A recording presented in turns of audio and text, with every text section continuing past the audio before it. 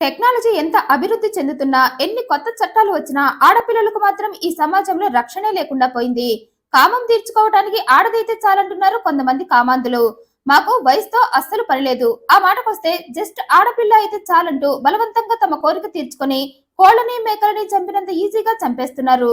ప్రభుత్వం ఎన్ని కఠిన చట్టాలు తెచ్చినా ఈ సైకోగాళ్లు భయపడటమే లేదు. ఆర్తి వయసు 9 సంవత్సరాలు.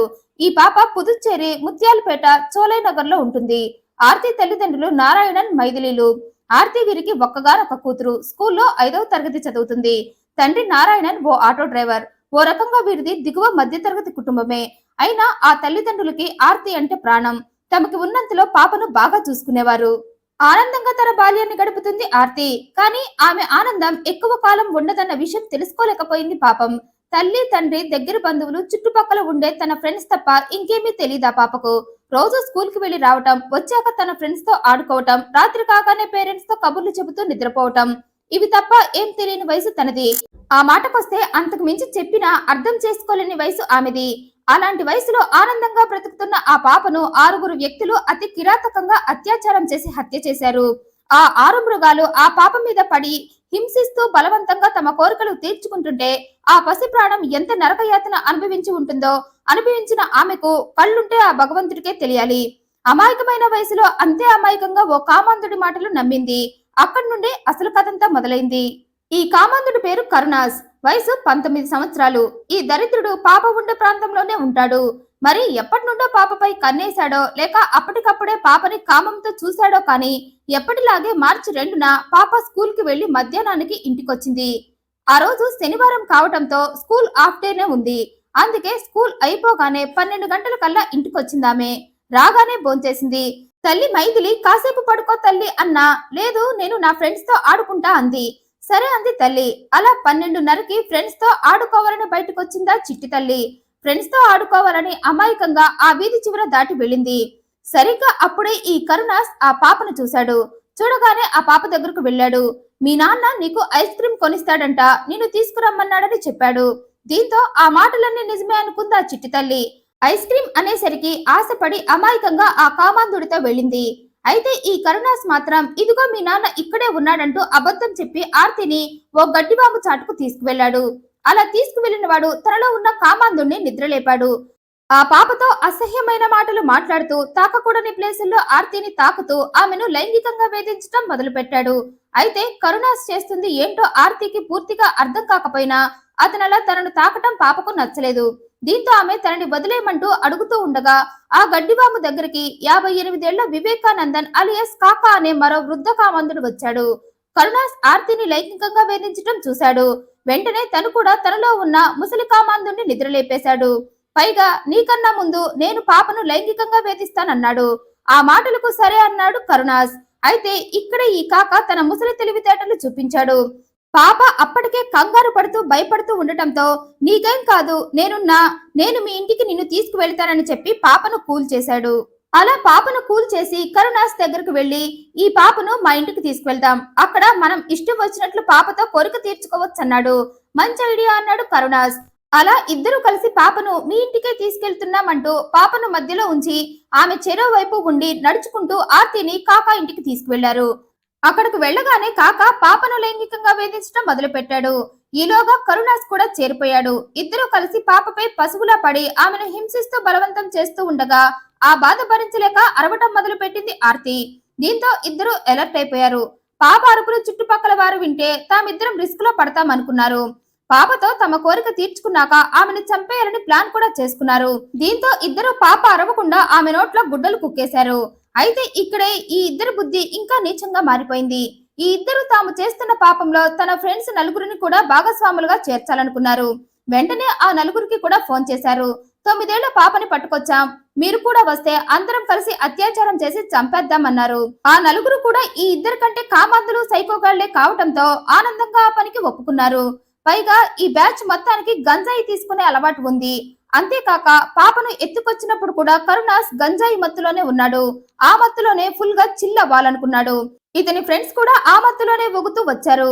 ఏం చెయ్యలేక మౌనంగా రోధిస్తున్న పాప దగ్గరకు వెళ్లి ఆ 6 కామాంధులు ఆమెపై అత్యాచారం చేస్తూ అక్కడితో కూడా ఆగకుండా వీళ్ల కసి కామం తీరక ఆ బాధ భరించలేక ఏడుస్తున్న పాప ఏడుపు చూస్తూ మరింత ఆనందపడుతూ ఏడుస్తున్న పాపను మరింత ఏడిపించి ఆనందపడాలని ఆర్తి కాళ్లను చేతులను కొబ్బరి తాడుతో కట్టేసి బ్లేడు తీసుకొని ఆమె చేతులని కాళ్లను కోసేశారు. అలా ఆ పాపను అతి కిరాతకంగా హింసిస్తూ తమ కోరిక తీర్చుకొని 1:45 కల్లా ఆమెను చంపేశారు. చంపాక శవాన్ని కూడా మాయం చేయాలి అనుకున్నారు. అయితే అది పగలు కావటంతో ఆ పని అప్పుడు సాధ్యం కాదు అనుకుని రాత్రంతా ఆర్తి శవాన్ని అక్కడే ఉంచారు. తెల్లవారుతూ ఉండగా ఆ 6 అలర్ట్ అయిపోయారు. ఆ టైంలో జనసంచారం ఉండదని ఆ టైంలో పాప శవాన్ని ఎక్కడైనా పడేయాలనుకున్నారు. ఆ క్రమంలోనే పాప శవాన్ని ఓ గోనె సంచిలో పడేసి మూట కట్టి పాప ఇంటికి 100 మీటర్ల దూరంలో ఉన్న సోలై నగర్ సమీపంలోని కాలువలో ఆర్తి శవాన్ని పడేశారు. అయితే ఇక్కడ మరో ట్విస్ట్ ఏంటంటే మార్చి 2న ఆడుకోవటానికి బయటకు వెళ్లిన పాప సాయంత్రానికి కూడా రాకపోవడంతో ఆ పాప పేరెంట్స్, బంధువులు, చుట్టుపక్కల వారంతా ఆర్తి కోసం వెతికారు.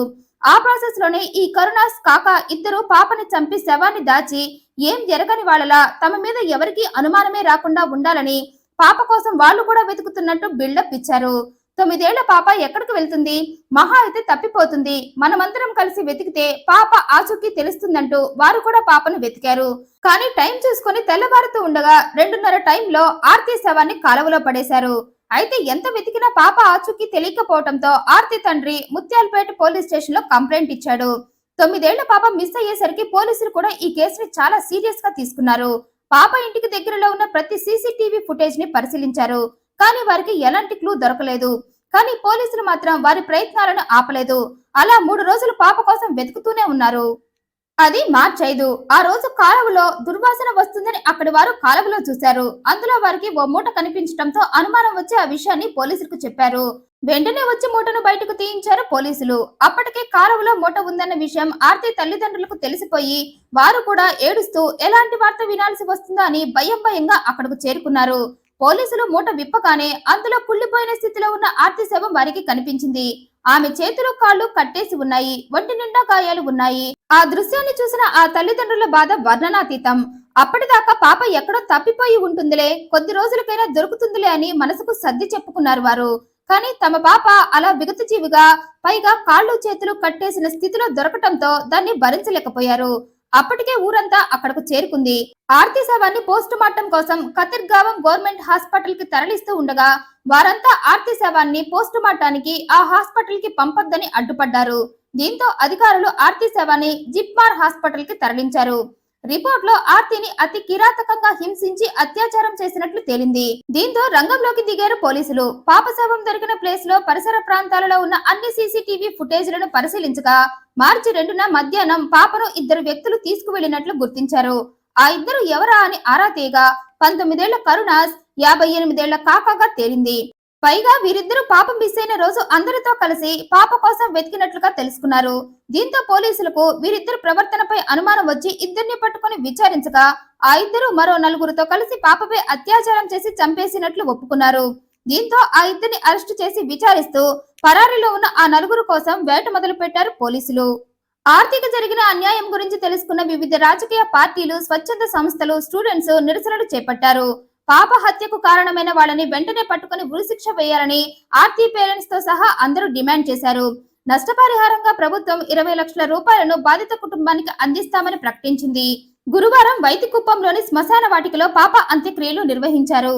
చిన్నారి పుస్తకాలను, బ్యాగ్ను, ఆడుకున్న బొమ్మలన్నీ ఊరేగింపు బండి ముందు వేలాడదీసి శ్మశాన వాటికలో పాప శవంతో పాటు వాటిని కూడా పూర్తి చేశారు.